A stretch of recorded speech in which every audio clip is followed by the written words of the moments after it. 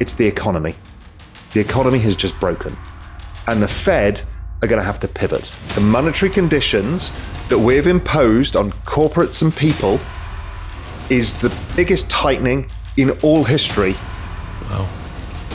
We've also got China slowing down very fast because the lockdowns, but also they've been in recession. So we've got and Europe with a war and having to deal with this energy transition. So we've got no leg of global growth here. The monetary system has never been in such a risky position as it is today. Inflation is running rampant as currencies lose value. Countries are struggling with economic problems, energy transitions, wars, and more. Growth is stagnating, leaving citizens to wonder how their governments will pull them out of it. Many officials and economists argue that this is all part of a transition phase, but there's plenty of evidence pointing to the opposite. Raoul Pal hopped on Robert and Kim Kiyosaki's show to talk about the turbulence ahead that we may be about to experience. You'll want to stick around to the end because I'm going to quickly cover some ways to protect yourself from what could be a rough year. All right, let's roll the clips. Is that consumption falls because we've tightened monetary conditions. So tightening monetary conditions to ordinary people means the cost of your mortgage has gone up at the fastest pace in history. Over a 1 year period, mortgage rates have never risen this fast. So any money you borrowed has suddenly got much more expensive. Your wages haven't kept up with the cost of just basic services like food. So you're actually feeling poorer. So you can't consume as much and you start not consuming other things. People overextended on housing because they rushed into housing in 2020 and 2021, and the rates have gone up for them. Also, just the rise in things like the cost of oil has meant that gas prices, all of this stuff, and then the rise in the dollar, which is a monetary tightening. All of these things get together would suggest, and I put them on a chart, it suggests that the ISM is going back to 30, which is as it was in 1974, which is a terrifying fall. Now, what does ISM stand for? Institute of Supply Management. It's the survey of buyers at corporations who buy goods and services. They ask them, what is your read on the economy? How much inventory have you got? What are prices paid like? That kind of stuff. And they create these surveys, and they're readily available online, and you can have a look at them. And they go up and down with the economy. They tend to lead the economy. And it's suggesting that if we're not careful, we could have a very sharp, nasty recession, meaning kind of a negative 5% GDP recession. It might be short, depending what the Fed does, and we'll come on to that in a bit. So we've got the setup that we've seen many times in the past. We've got the forward-looking indicators, this monetary tightening, suggesting we've got some real pain to come. Then the anecdotal evidence, we're seeing all the tech companies who were bulletproof laying off staff and giving earnings warnings because everybody can't raise prices enough, so their margins are falling. And people have overextended. Amazon said, we've hired too many people. They're one of the biggest employers in the United States. Okay, this is not good. But the answer to higher prices is higher prices. What exactly does Raoul mean by the answer to higher prices is higher prices? The explanation is rooted in the nature of our monetary system.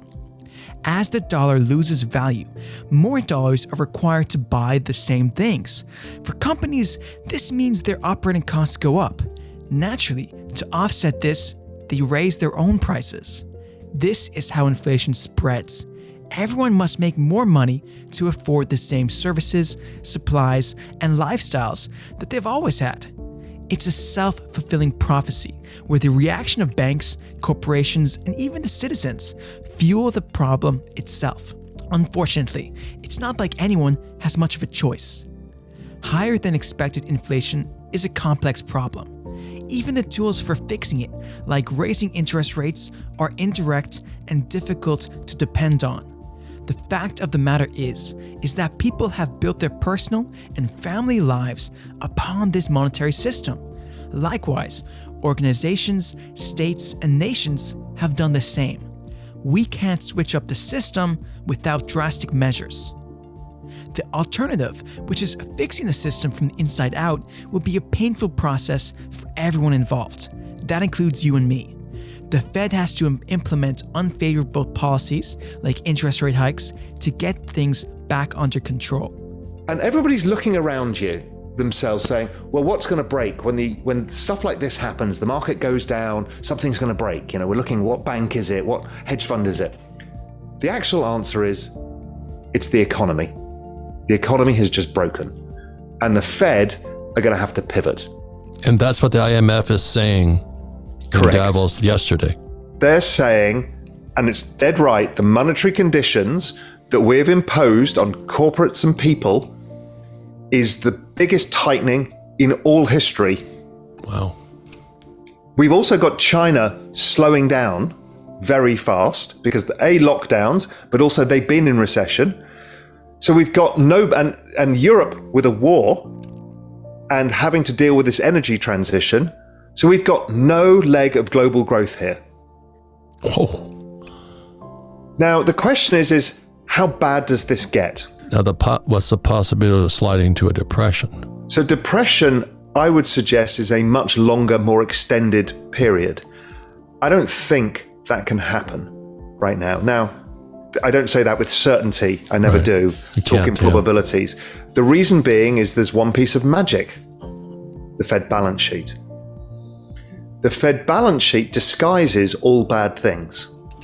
Because what it does is when they print money, it lowers the purchasing power of the dollar.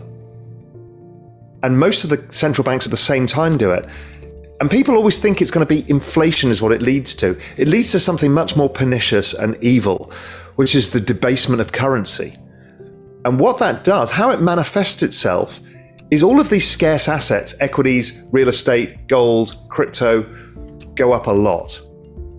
But all they're doing is reflecting the devaluation of the fiat currency itself. So that optically can change everything because suddenly all of these things go up, everybody feels okay, and it changes the outcome. People are still worse off, generally, but it's a trick. And so I think that trick gets played again pretty soon. And that's what you were talking about, debasement. And I think we're paying the price for it because I'm really glad you started with history because macroeconomics is history. You have to look back in time. And every time people did this, first was the Chinese, they printed paper money and the Chinese empire collapsed. And then when the Romans did the same thing, debased the currency, the Roman Empire collapsed. So when the IMF made that announcement, I was going, oh my God, thank God Raoul's coming on. Because are we looking at the end of the American Empire? Coming down the road. I think it's going to happen at a shocking speed. So 1974, we went from everything looks okay to the worst recession since World War II in 4 months. I'm thinking it's going to look similar because of the speed of the monetary tightening, the speed of the rise of prices. So I think we are going to have a very ugly few months, both economically and for markets. The question is what comes next? And that's the key point. If my base case comes into play, which is the Fed pivot, they stop raising rates. They already started suggesting maybe we'll pause in September. My guess is June will be the last hike. And after that, they will say, well, we're just going to see, and we'll see the economy start going down the toilet. And they will start thinking, well, we're not going to do QT now either. So they're not going to start shrinking the Fed balance sheet. And before you know it, we're going to be talking about rate cuts, but we don't have many rates to cut, rates are nowhere. So the only outcome is they're going to have to print money. The credit markets are already starting to dry up. That's usually an indicator. The housing market's rolling over. That's a bad indicator. Printing money is this stuff here. You have silver coin, you have a copper coin made silver, right? That's right. Basically, and it's called debasing the currency, which the Romans and Chinese already did. Yeah, because don't forget, the debasement of currency works in a simple way. If you're really thirsty and I have a bottle of water, you'll pay anything for it. if you're really thirsty and I've got 5 bottles of water, you're kind of thinking, yeah, I probably need some of that water, I'll buy them all, but at a lower price. If I say, here's 1 million bottles of water, you don't want any of it because there's too much water now. It has no scarcity. So if you make too much of something, it becomes less valuable.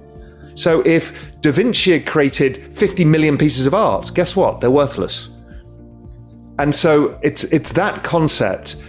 And what it does is, if something gets devalued versus something else, so we're not making more shares in the S&P. Actually, what we're doing is buying them back, making less of them. Therefore, the S&P goes up. Real estate. Yes, there's periods where we try and create new real estate, but generally real estate prices go up versus the Fed balance sheet because it's a relatively scarce asset. Same with gold, same with crypto. Market corrections and recessions are without a doubt a natural part of the market. A scenario like our current one is not unheard of. Investor sentiments and world events make waves throughout the financial world every year, and there's no telling which ones will be worse. How do we handle them? By holding our ground. Choose wisely where you place your money. Dollars sitting in your bank account are now losing value by the week, and it won't stop anytime soon. Finding the right assets for storing your wealth is as important as ever. Here are 3 assets that should be considered in a time of high inflation. Number 1, ETFs. Let's take the S&P 500 as an example for this one.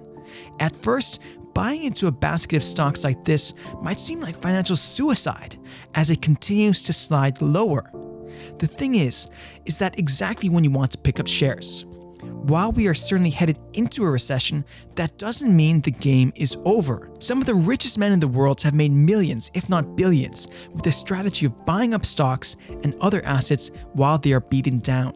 Just because you don't have millions to invest doesn't mean you should give up. Your extra funds could skyrocket when the economy recovers, given you invested when prices were low. Number 2, cryptocurrency. The nature of cryptocurrency, particularly Bitcoin, reveals an incredible opportunity for storing wealth.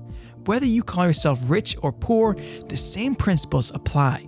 Using Bitcoin as a hedge against inflation and a place to store money is something that benefits anyone who lives in our economy. Although crypto prices have been hit hard as well, it stacks up well against other assets because of its flexible nature. You don't have to transport it like gold, and it isn't a physical property you need to watch over and upkeep like real estate. All you need to do is buy and hold. Number 3, quality companies. Buying stock in strong companies that can get back up after being knocked down is the key to coming out on top as an investor. Once you're holding those golden stocks, you have to keep yourself from falling for fear. Keep your wits about you and buy more smart stocks as the opportunity presents itself. At the end of the day, what really matters is whether you hold stock in quality companies. During good economic times, most stocks trend upwards, but the best companies pull ahead. During bad economic times, most stocks trend downwards, but the best companies regain their positions much quicker. You just need to pick the right team. Regardless of how you choose to manage your money during this recession, it's going to be a tough time. It would be irresponsible to believe that the next few months will be your best, but you have an advantage if you prepare correctly and soon. If you're interested in a game plan for coming out of this recession on top, I would highly recommend that you check out this past video on Peter Lynch and his advice to make millions from a market crash. If you have found these videos educating or entertaining, please leave a like and subscribe to the channel so we can continue to produce high quality content for you.